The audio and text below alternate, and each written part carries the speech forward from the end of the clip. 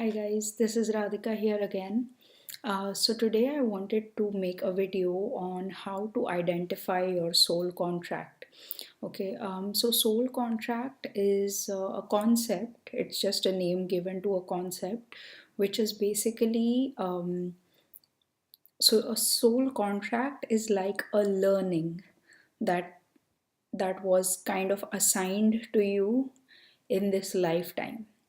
Um, so there's this whole theory that we come to this earth to learn things, like, and that's what happens, right? Ever since we are babies, we are always learning new things, and we have to learn them till the day we die. So yeah, a soul contract is kind of like a pattern of events that will keep on repeating in your life, and it might repeat in different forms in different phases of your lifetime. And the whole point is that you recognize what you have to learn from this situation. And um, I'm not saying that doing this learning, um, I'm not saying that if you are going through a narcissistic situation and things are bad and a lot of people are troubling you, I'm not saying this rids them of the things that they are doing to you. What I'm saying is forget about what happens to them. Just think about yourself for right now. Forget about them. Just think for yourself. Just think what is in my best interest. And sometimes the things that are in your best interest are a little hard to do. Like maybe it is in your best interest to forget about them and think about yourself, but that's hard to do because um, we kind of get addicted to hating on someone. Like we want to hold on to our story very dearly, and we want to blame someone, or not. I'm not saying blame in the wrong sense. They did those things and that is why you are blaming them. You're asking them to take responsibility for the things that they did, but sometimes we also have to realize that if especially dealing with narcissists, they are never going to take responsibility for their actions. So then what next? Because they are never going to do that, so you just have to move on with your own life, and you just have to kind of realize the bigger picture of things that is happening in your life. And maybe the narcissistic situation could be, I'm not saying it is, because it was for me, so that's why I'm sharing this. It was for me, a way in which I recognized what my soul contracts are. And I recognized that I have been in narcissistic situations from my childhood.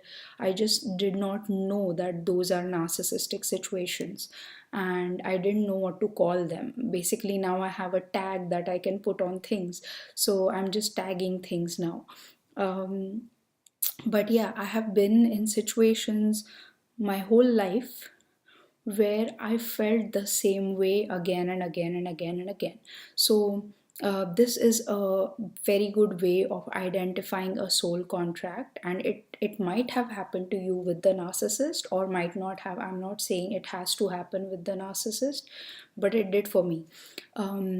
So, if in this whole narcissistic drama that is going on, whatever your situation is, because situations are different, if you get a feeling which you have gotten many times in your life, um, then you can recognize that that is a soul contract. And a lot of times I have seen, especially for scapegoats and people pleasers or empaths, whatever is the tag that you want to associate with, um, basically a big theme in this is, um, what will people think or what will they feel. Not think so much, but what will they feel. Because as an empath you will always worry about what others think, or sorry, what others feel more than think. So you're not worried about the image they have of you in their mind, but you are actually worried about their feelings. And so many times, even though we are feeling bad, even though as an individual you are feeling bad, as an empath you will make up some excuse or some explanation in your mind to give the other person the benefit of doubt. And that's just who empaths are basically. They will always give the other person a chance. And so I think one big learning from the narcissistic experience is that you will learn when to give the other person a chance and when to stop giving these chances that you give people. And I'm not saying that the learning is that you stop giving chances, because throughout your life, at least for me, that was the case.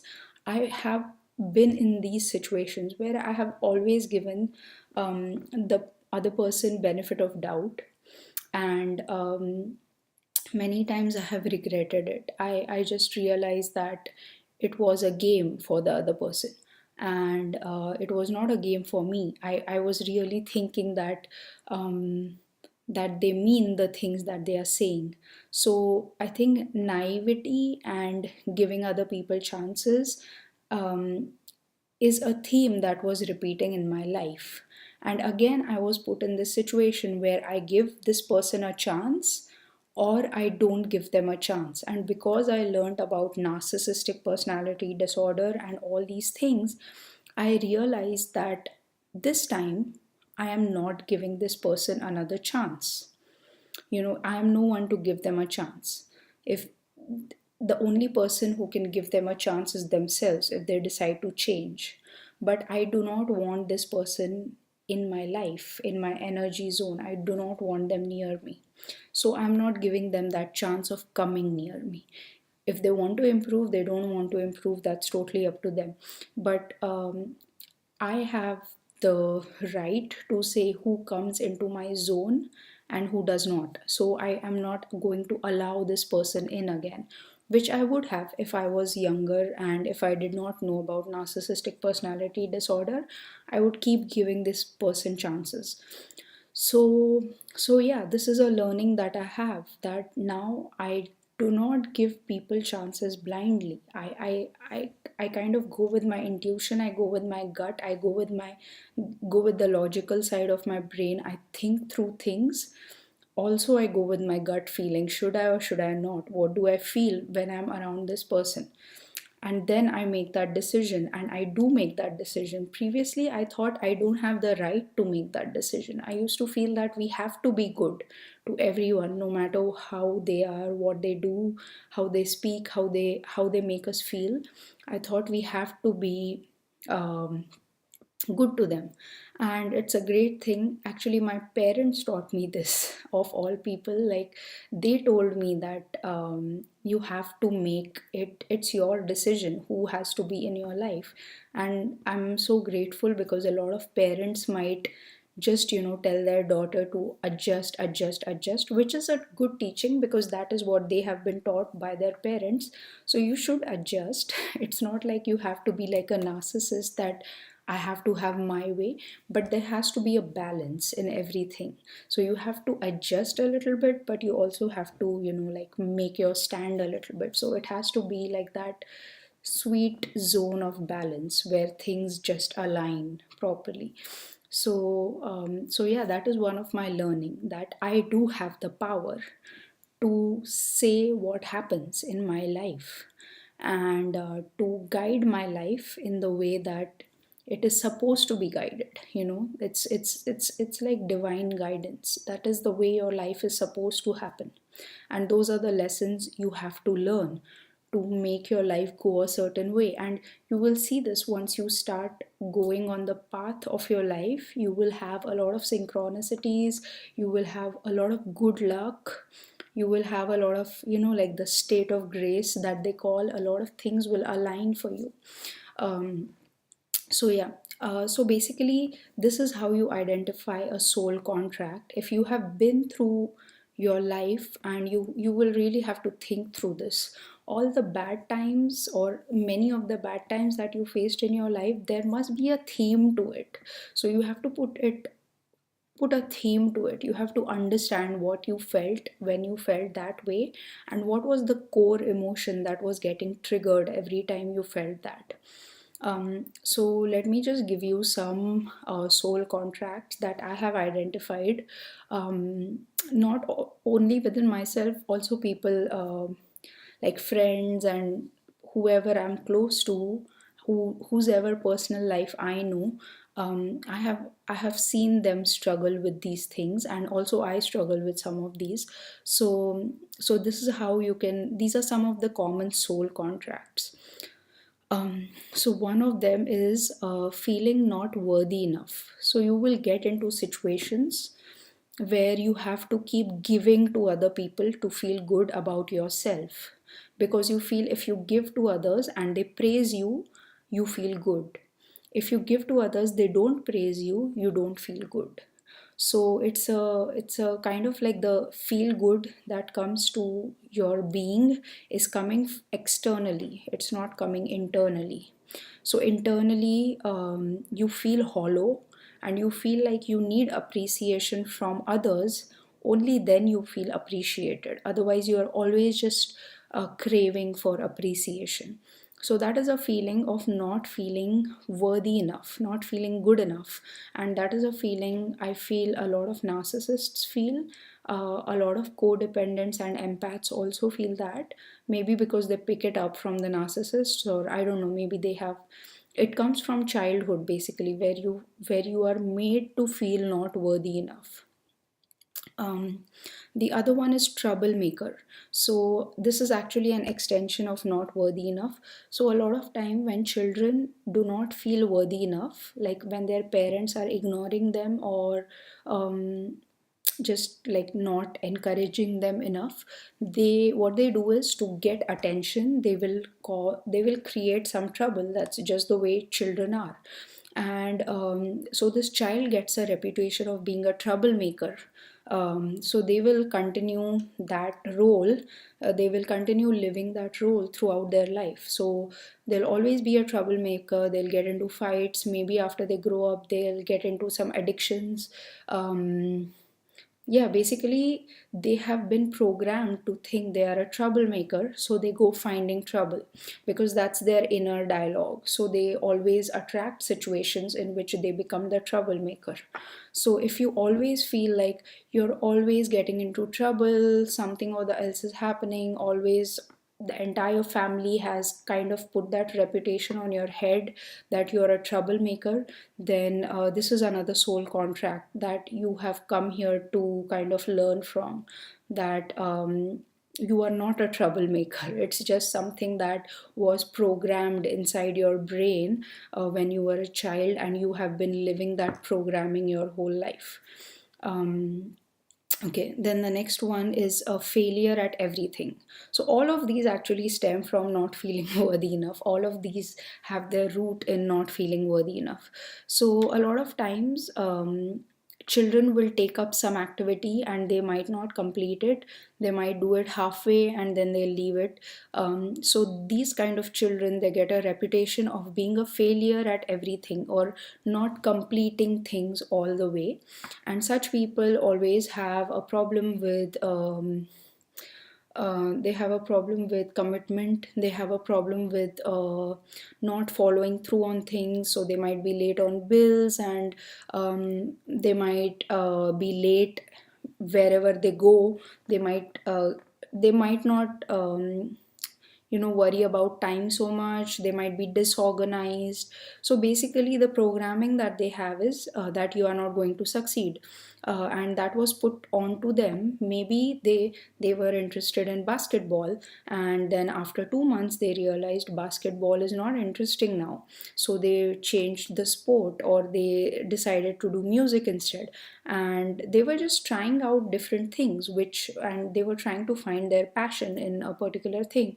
But some adults, they will take this as not being committed enough. So this is actually the parent's issue which shows up on the child. And the child, because he is a child, he or she, they will run with that feeling like, I'm a failure, I can't complete anything. And this is especially in boys who have narcissistic fathers, because narcissistic fathers will compete with the boy child, and sometimes, or even the girl child, and they will put this programming into their head that you are a failure, because somewhere it makes the parent feel a little bit better. um, then another one is, no one can be happy with me.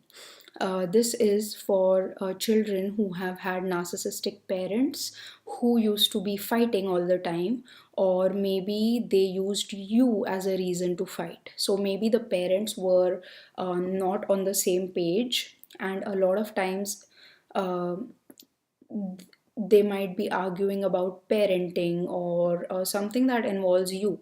And because of that, because they disagree, their basic disagreement is on completely different things, but just because they have this equation with each other, they will now fight about everything, anything and everything. So you are also just a part of that anything and everything. But because you're a child, and because all the time they fight, they might have fought a lot of times with you as the center of the fight, maybe something they don't agree on with each other. Now, as a child, you get that feeling that my parents are fighting because of me, and that feeling sinks in. And so you kind of become like a people pleaser because of that, and you want to please both of your parents. You don't want the boat to rock, because anytime they fight, that feeling gets triggered again, that it is because of you. And somewhere in your subconscious that is stored. And so these kind of people, they kind of become very, very afraid of fights, because any fight kind of triggers that feeling in them that no one can be happy with me. And yeah, so they don't like conflict at all.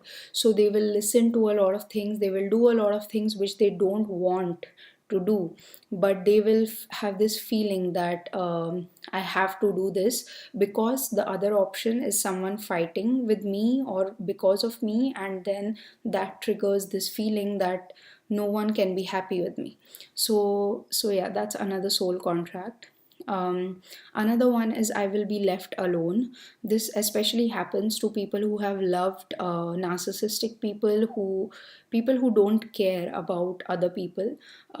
So you might have loved them with all their heart, and in the discard phase, they might have just, left without a good enough explanation of why they are ending it, or just left the other person without empathy, because relationships end, and especially romantic relationships, but there's a protocol that everyone has. And narcissists don't have that. They don't have empathy to go through those steps, to realize that they are ending something. And the reason might be anything. It's not like just because someone ends a relationship with you, they are narcissistic.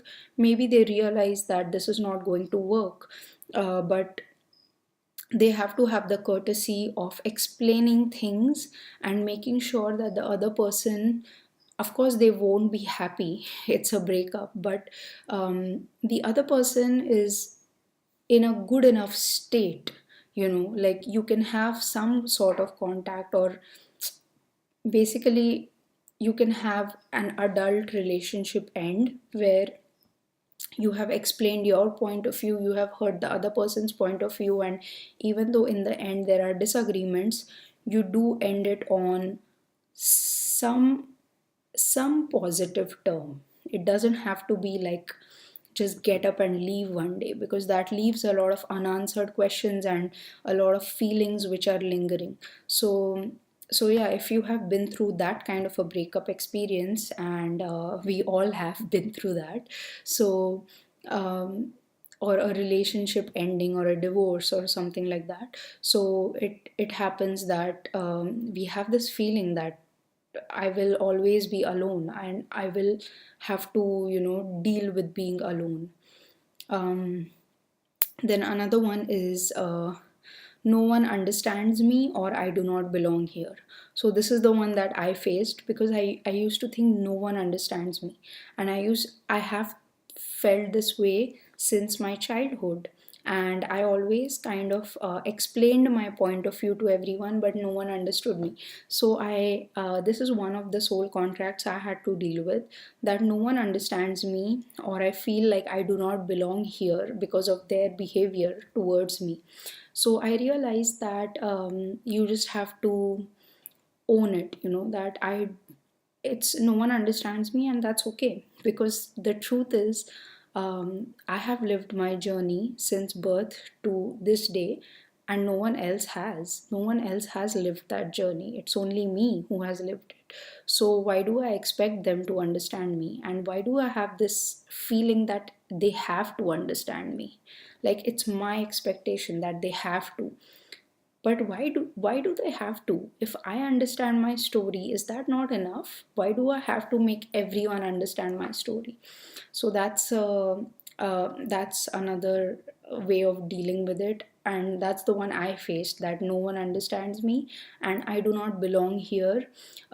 So that's another one. So that's more of a feeling that I do not belong here.